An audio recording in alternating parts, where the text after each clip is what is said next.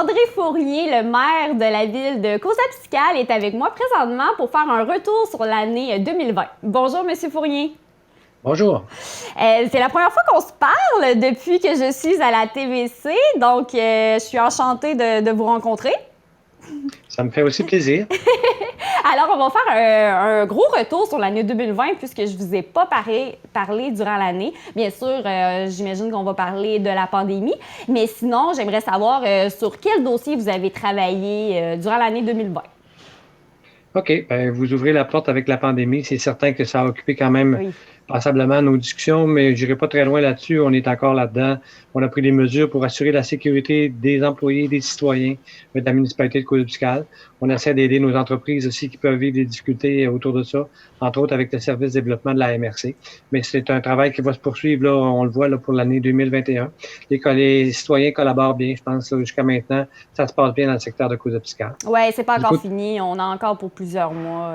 Oui, c'est ça. Fait qu'on reste toujours sur le pied d'alerte pour s'ajuster, comme on vient de le faire avec le confinement là, de nuit, entre autres. Mais comme je vous dis, ça se passe bien. Du côté des projets sur lesquels on a travaillé, je vous dirais, un des projets qu'on a conclu l'année passée, en 2020, c'est la réfection totale de la place de l'église. À Cosapiscale, on a dans le noyau villageois, il y a l'église, il y a le centre culturel qui est là, il y a une école, la maison des jeunes, l'hôtel de ville. Puis depuis des années qu'on se disait qu'il faudrait sécuriser l'endroit. Donc, il y a eu une belle concertation de fait avec la fabrique de Cosapiscale, l'école Saint-Rosaire, donc avec plus la commission scolaire, mais le centre de services Monts-et-Maries.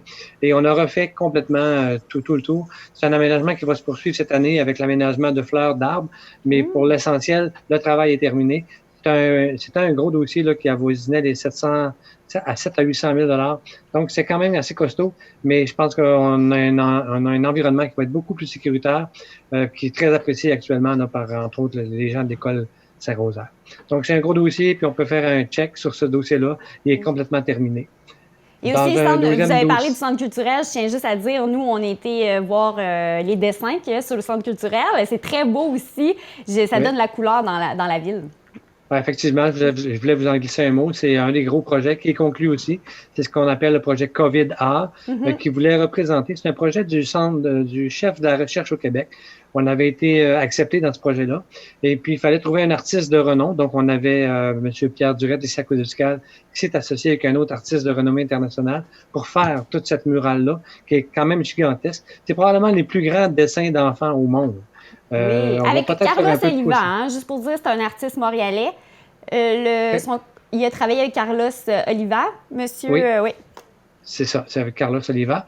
Et puis, ça représente un petit peu l'isolement que les jeunes ont pu vivre pendant la période de mars à mai, là, où il n'y avait plus d'école, il n'y avait plus rien, puis que les enfants étaient à la maison. Donc, ils ont été plus isolés, je vous dirais, à ce moment-là, que n'importe quelle autre classe de la population.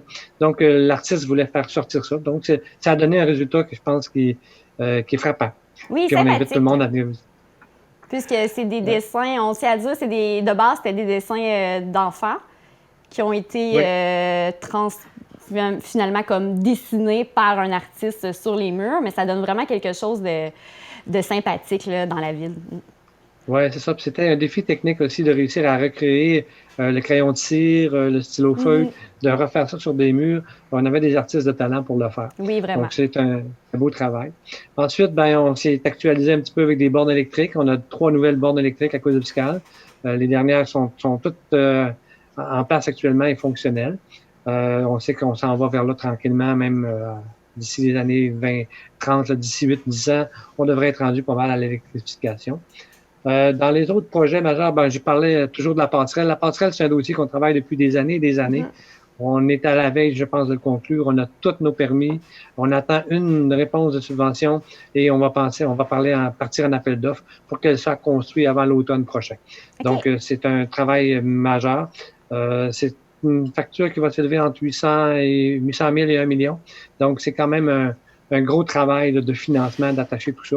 Puis tous les permis qu'il faut pour mettre une passerelle autour d'une rivière avec l'environnement, la faune, pêche et océan.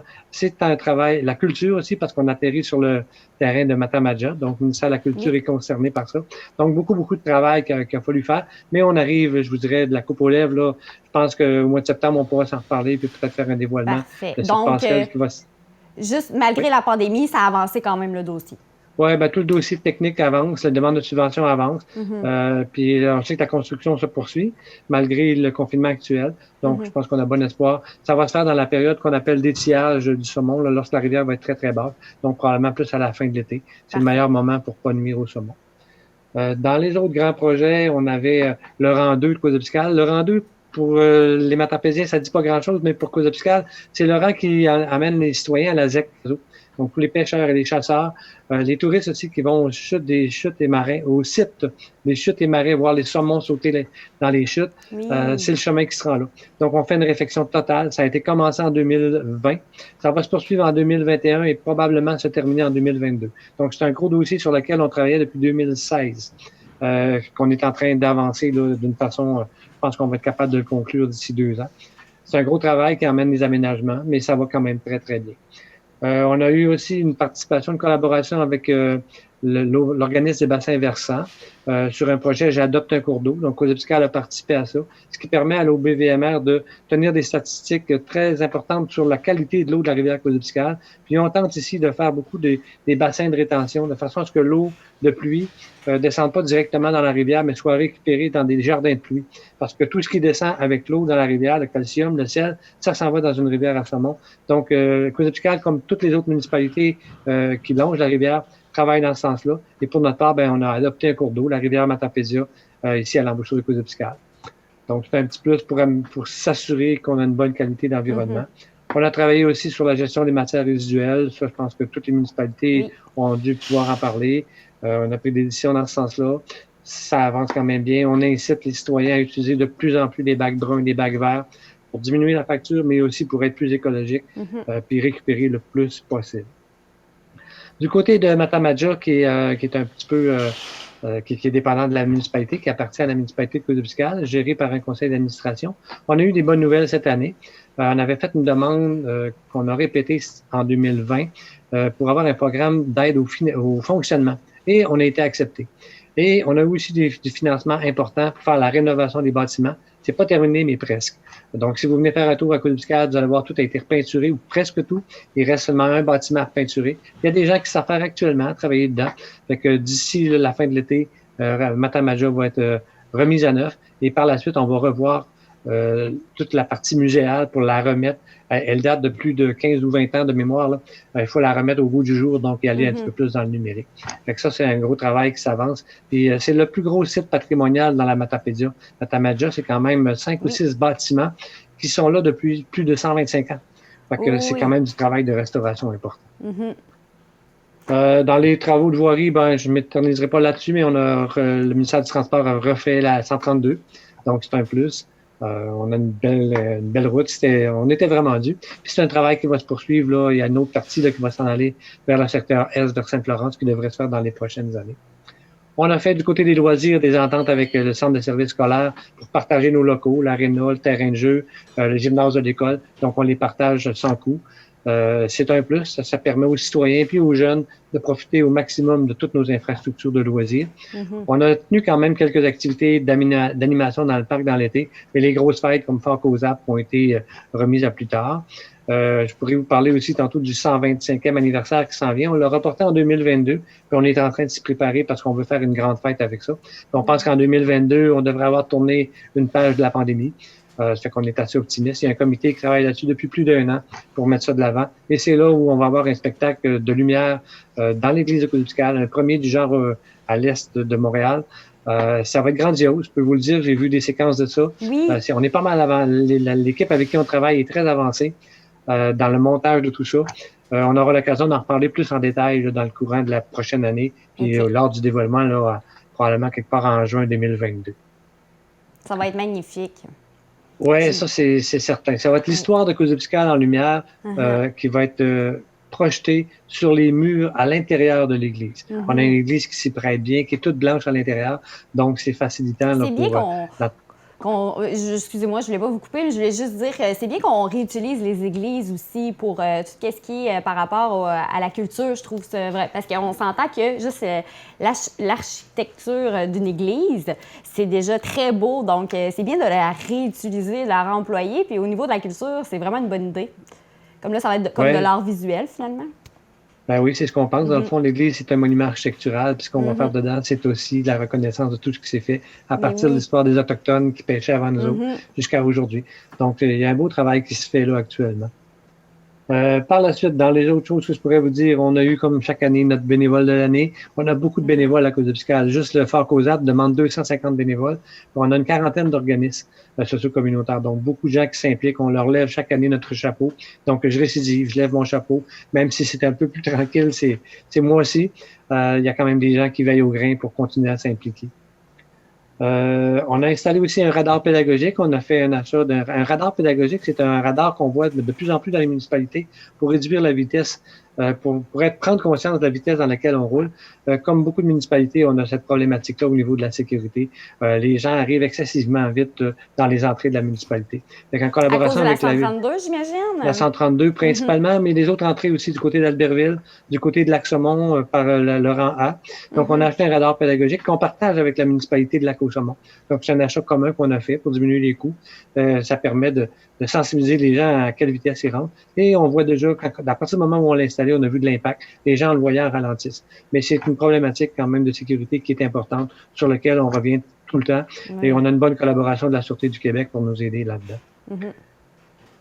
Ça fait le tour, je vous dirais, des projets peut-être les plus importants qu'on a vécu cette année. Oui, bien rapidement, là, vous avez juste beaucoup parlé de des projets, j'ai l'impression qu'ils vont continuer durant l'année 2021.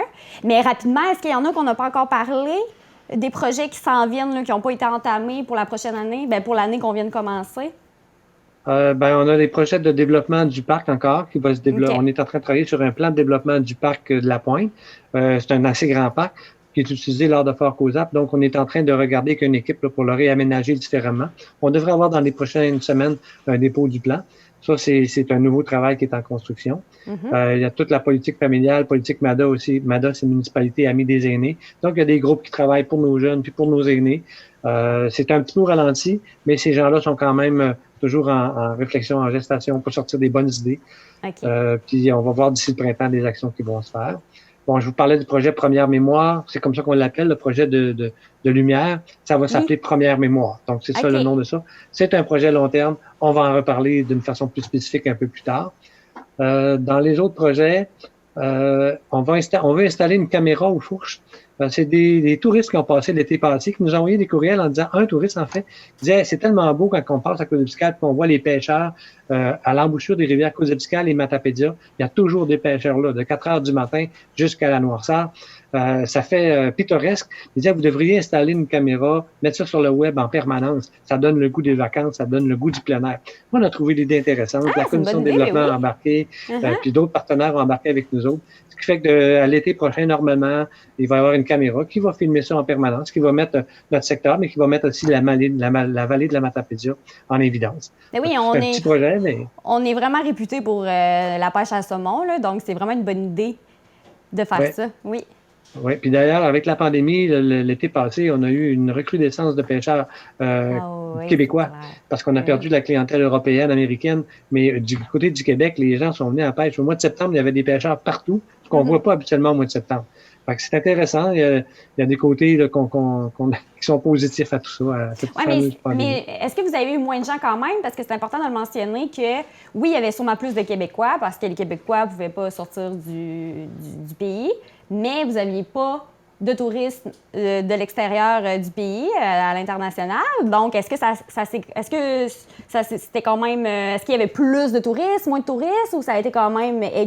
comparativement aux autres années, quand même assez égal?